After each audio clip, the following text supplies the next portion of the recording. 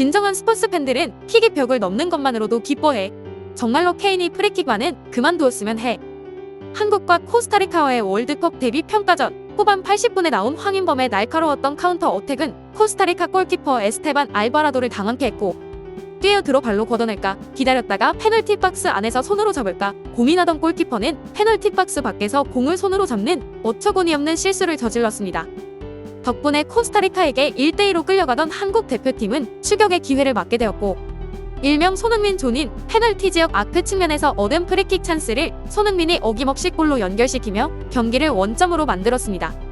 이 경기 전까지 A매치 통산 득점 공동 4위였던 손흥민은 김재한, 이동국을 제치고 단독 4위로 올라서게 되었고, 올해 벌어진 A매치에서만 프리킥으로 3골을 기록한 손흥민은 A매치 프리킥 최다 득점 부문에서 왼발의 달인 하석주와 함께 4골로 공동 1위가 되었습니다.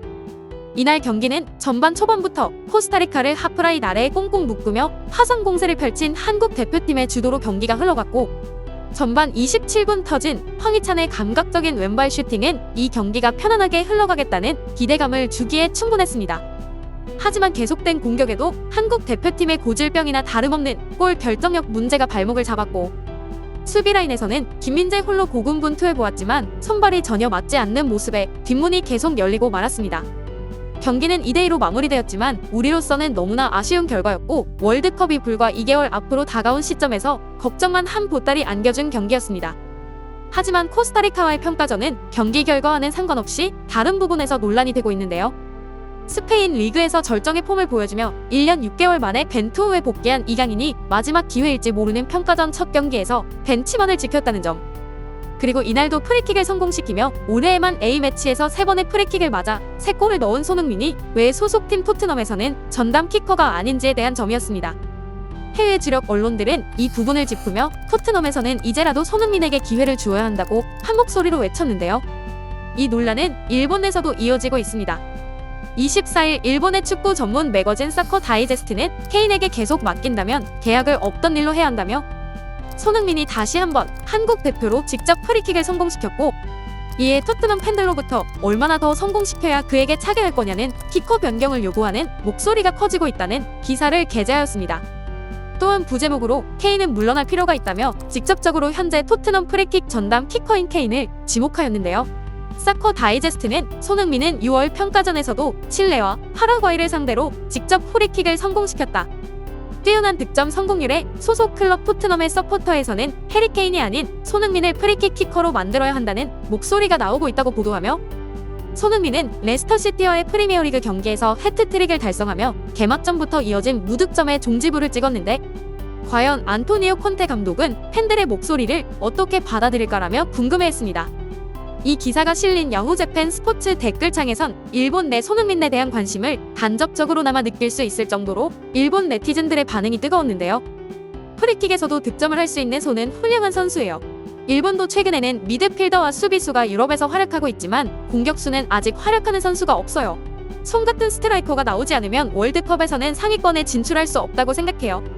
손흥민의 스피드, 킥 정확도, 슛 타이밍은 역시 대단하지. 일본에서는 미카사가 움직임이 빠르고 드리블과 슛도 잘하고 하마다도 완성에 가까워지고 있지만 아시아 넘버원은 당분간 손일 것 같아. 손흥민을 넘어서는 아시아인은 적어도 앞으로 50년 안에는 없을 거예요. 지난 시즌 초반 이적 논란이 있었던 케인이지만 스퍼스에 머무는 조건으로 프리킥 키커의 결정권을 자신에게 맡길 것을 제시한 것 아니냐는 소문까지 돌고 있는 데는 역시 웃음이 터져 나왔어. 근데 그렇게 벽바지 연발하는데 막무가내로 케인 이외에 차게 하지 않는 것도 이상하고, 과연 케인의 이기심인지 아니면 제대로 결정한 것인지는 궁금한 점. 후보 군도 손흥민이나 이강인처럼 강력한 공을 차게 되면 월드 클래스가 될 수 있다고 생각해. 글쎄, 스퍼스는 손에게 프리킥을 차게 해야 한다고 생각해. 슛 정확도는 스퍼스에서 제일이라고 생각하거든. 손상, 멋진 프리킥입니다. 그 종료 직전의 속도와 좋은 방향성, 엄청난 집중력으로 적이지만 칭찬합니다. 후보의 킥은 골키퍼에게 너무 쉽게 처리됩니다.